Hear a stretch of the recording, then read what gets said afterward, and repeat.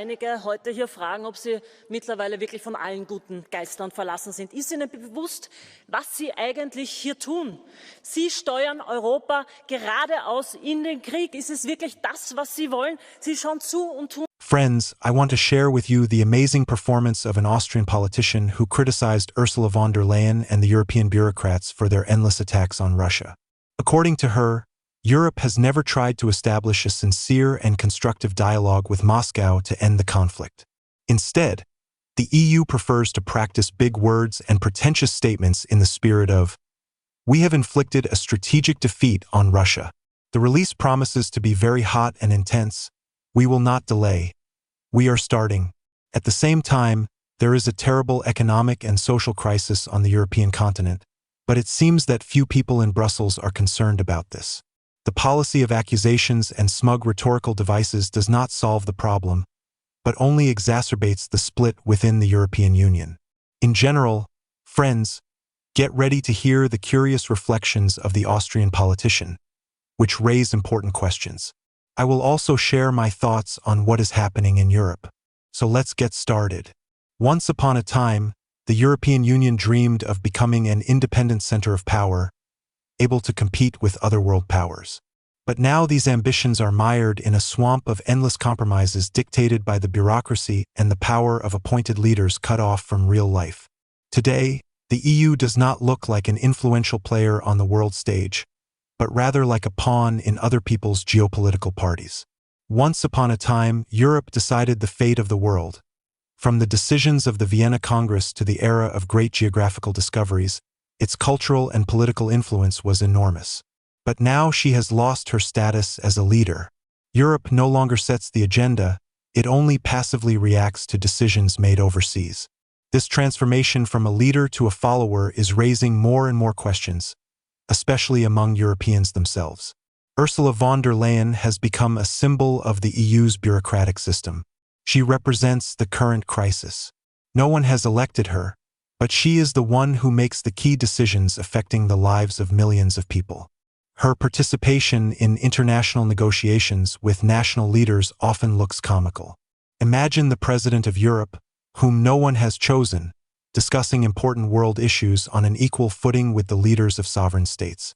This paradox is a vivid manifestation of the crisis of democracy in the European Union. However, Ursula von der Leyen is just the tip of the iceberg. The political crisis has penetrated deeply into the largest EU countries. In Germany, the ruling coalition is literally bursting at the seams, and the popularity of Chancellor Olaf Scholz already barely exceeds 14%. In France, the situation resembles a farce. The government resigned, and the rating of President Emmanuel Macron fell below 20%. Great Britain is going through an epoch with an endless succession of prime ministers. So many have changed in a few years that the British themselves began to get confused in names. The socio-economic crisis adds fuel to the fire. One of the symbols of the ongoing changes in Britain is the most popular name among newborns in England and Wales, Mohammed. This, of course, is not a problem in itself, but it reflects the scale of cultural and demographic changes, which are perceived by many as a shock. Meanwhile, the largest armed conflict since the Second World War is unfolding on the eastern borders of the EU. And despite all this, Europe is not looking for a path to dialogue or stabilization. Instead, she continues to follow the oceanic conductor, completely losing her independence. Europe seems to prefer to do anything but actually try to launch a peace process. Hungarian leader Viktor Orbán, who proposed the peacekeeping initiative, immediately found himself in the center of harsh criticism. Why? Because instead of trying to save the continent from a deepening crisis, it is easier to accuse the undesirables of betraying pan-European values. But the saddest thing is the loss of competitiveness. The EU, having decided to go to confrontation with Russia, lost access to cheap energy resources. The result is obvious: deindustrialization, factory closures, mass layoffs.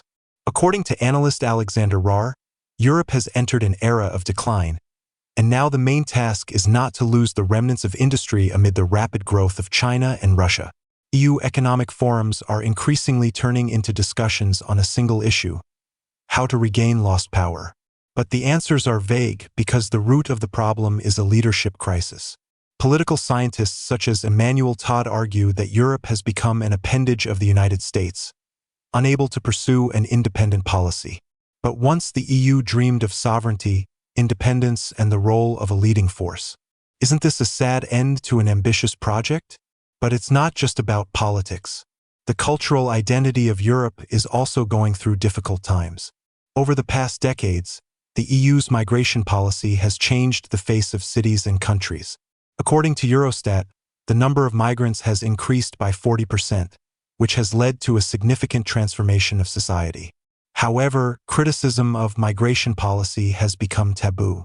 Questions about why entire neighborhoods become beyond the control of the police or why the integration of migrants is slow are automatically branded as a manifestation of political incorrectness.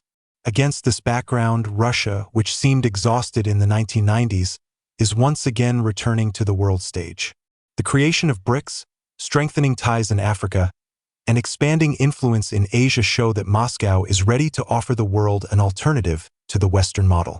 European experts such as Pierre Lelouch compare Putin's policy to a chess game, where he skillfully exploits the weaknesses of his opponents. And there are enough weaknesses in Brussels. While new sanctions are being discussed there, the countries of the global South see Russia as a partner capable of offering an alternative to Western dictates.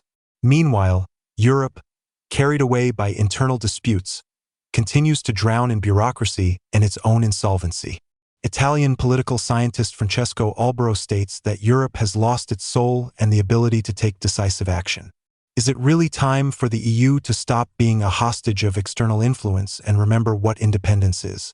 Or is it easier to continue pretending that Ursula von der Leyen is a real leader and the cultural transformation of Europe is part of a great plan? Of course, it is up to the Europeans themselves to decide. But while they are arguing, the world is changing without their participation. Against the background of all this, the words of the Austrian MEP are worth hearing. Dear ladies and gentlemen, I have to ask you a few questions. Have you really lost all common sense? Are you aware of what you are doing? You are leading Europe straight to conflict. Is this really what you want?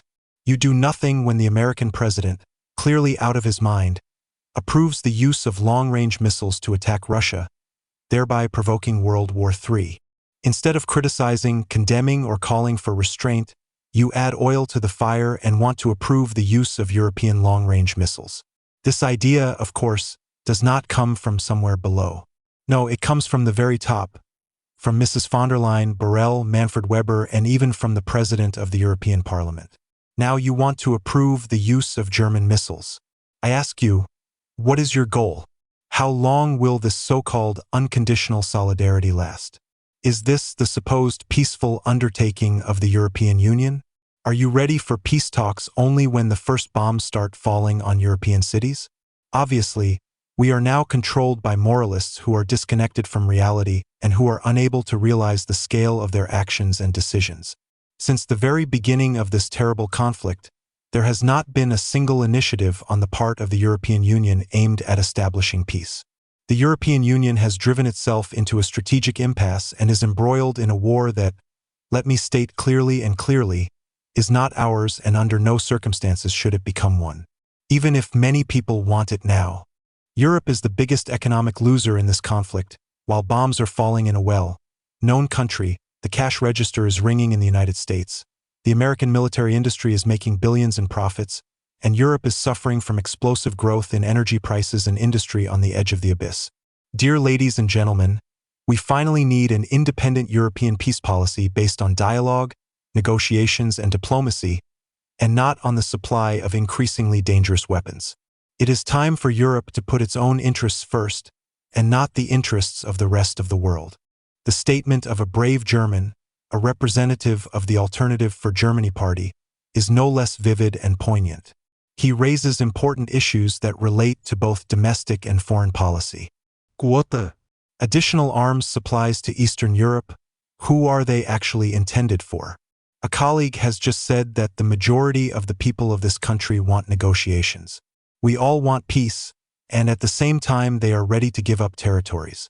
This is the result of an up-to-date survey. 10 million residents voted with their feet. They have already left the country, including 500,000 men who do not want to die. Another 500,000 could not vote at all because they are no longer there. Isn't that enough for you? Even the president of this country now says he wants negotiations and a diplomatic solution. This is exactly what we have been demanding for 2 years now, and those who demanded it were insulted, called agents of Moscow, agents of Putin. So now this president is also an agent of Putin? Did he suddenly start spreading Russian narratives? Of course not. He just realized that the conflict was over, Trump had won the election, supplies were being stopped, and they seriously wanted to continue the conflict and drag us all into World War III almost at the end of the conflict. So it's worth asking the question, whose interests do they represent? The interests of the European people. No, they represent only the NATO and intelligence arms lobby. After all, they are the ones who are in conflict with Russia. They already feel themselves in a state of conflict with Russia without any legitimacy. No parliamentary assembly has made a decision. The people of the country do not want conflict. People in Russia do not want conflict. Americans do not want conflict. Most Europeans do not want conflict. So stop dragging us into this conflict. It's already over. End quote. Friends, the European climate and energy policy is a real symphony of bravura speeches, green promises, and, of course, grandiose failures. Ursula von der Leyen, the one who leads the European Union into a bright future on solar panels and wind turbines, said with pathos that Europe has freed itself from dependence on Russian gas. The only problem is that while Ursula and her colleagues were proclaiming victory from the stands of Brussels, Russian gas and oil continued to flow to Europe through third countries. But who will pay attention to such trifles if there is an opportunity to put a check mark in the achievement report? Wind turbines and solar panels have become the real heroes of this drama. But, in fact, they are rather anti-heroes since none of them is capable of providing stable energy supplies, especially when it comes to industrial giants like Germany. In 3 years, German industry has shrunk by an impressive 20%. Think about it. A country that has been the engine of the European economy for decades is now slowly turning into a museum of the industrial past. And all this is thanks to the green initiatives of Brussels, which the German government supports with tenacity worthy of better application. Abandoning internal combustion engines is great, emissions taxes are great, transplanting the whole country to electric cars is just brilliant. The law on heating, no comments. It would seem that these steps should have made Europe an ecological paradise, but instead they made it an economic nightmare. Enterprises are closing down en masse or fleeing abroad, fleeing from energy arbitrariness and tax oppression. Bankers have become a new trend for thousands of German and European companies. But judging by the mood of von der Leyen and her team, no one is going to reconsider the strategy. A return to normal energy relations with Russia? No, it's better to save on heating and keep warm under video tutorials on survival in crisis conditions. And now a little bit about the slogan that sounded on every corner. Russia is an unreliable gas supplier. It's funny, but this thesis destroys reality itself. Despite the conflict that has been going on for 3 years, Russia continues to fulfill its obligations to Hungary and other countries under long-term contracts. Gas is supplied, and without politicizing the process. But if you believe the European political gurus, Russia should have turned off the faucet to everyone and everything long ago. But no, while some are staging a circus with green energy, others are quietly doing business. And, of course, it is impossible not to mention nuclear energy. The closure of nuclear power plants in Europe is a real farce. If you believe common sense, which seems to have been forgotten in Brussels, nuclear energy is the greenest of all possible. But someone decided otherwise. Germany has shut down its advanced nuclear power plants and is now seriously discussing their return. The genius of this solution is simply off the scale. First kill the chicken laying the golden eggs, and then try to resuscitate it. But why use common sense when there is an opportunity to demonstrate your consistency once again? Quotes from European politicians and experts only add to the comicality of this performance. For example, French President Emmanuel Macron said in 2022 that Europe should become a leader in the fight against climate change. Of course, she has become a leader, but only in the fight against her own economy. Or here is a quote from German Economy Minister Robert Habeck. "We will cope with the energy crisis thanks to renewable energy sources. We have coped, of course. Now the only thing left is to cope with the consequences of this coping." And how can we not remember the words of Ursula von der Leyen, uttered in 2023? Europe will show the world that it is possible to live without fossil fuels. It really showed, only this world now looks like a chronicle of economic survival. As a result, this whole story is not about the climate and not about energy. This is a story about incompetence and unprofessionalism disguised as a struggle for a green future. Europe could have been an example of a sensible approach to energy challenges, but instead became an example of how not to do it. And while Brussels persists in its green exercises, European citizens and businesses are paying the price for these experiments. And now I want to express my opinion. Reading this material, I cannot but agree with how disastrous the attempt to rapidly switch to green energy has become for Europe. These beautiful slogans about saving the planet have turned into severe economic consequences for industry, business, and ordinary citizens. The situation in Germany is particularly depressing, which is turning from an economic locomotive of Europe into an example of how incompetent decisions can undermine a stable system. But finally, I see a ray of hope. These are the speeches of brave and honest politicians, such as the Austrian politician Petra Steger. Her words are like a breath of fresh air in a world where political correctness sometimes becomes more important than real action. Petra is not afraid to tell the truth, raise sensitive issues, and defend the interests of citizens. It's impressive and inspiring. Her clear understanding of what Europe needs and her willingness to go against the tide deserve deep respect. Petra Steger is a true leader, and I admire her courage and determination. In addition, she is an incredibly beautiful and charismatic woman, which makes her example even more inspiring. Thanks to such people, I have hope that Europe will be able to rethink its mistakes and embark on the path of a reasonable policy. I really want to believe that her words will resonate and serve as the beginning of the changes that we are waiting for. And I want to say thank you, friends. Thank you for your attention. Subscribe to the channel and comment. I wish you good health. See you soon.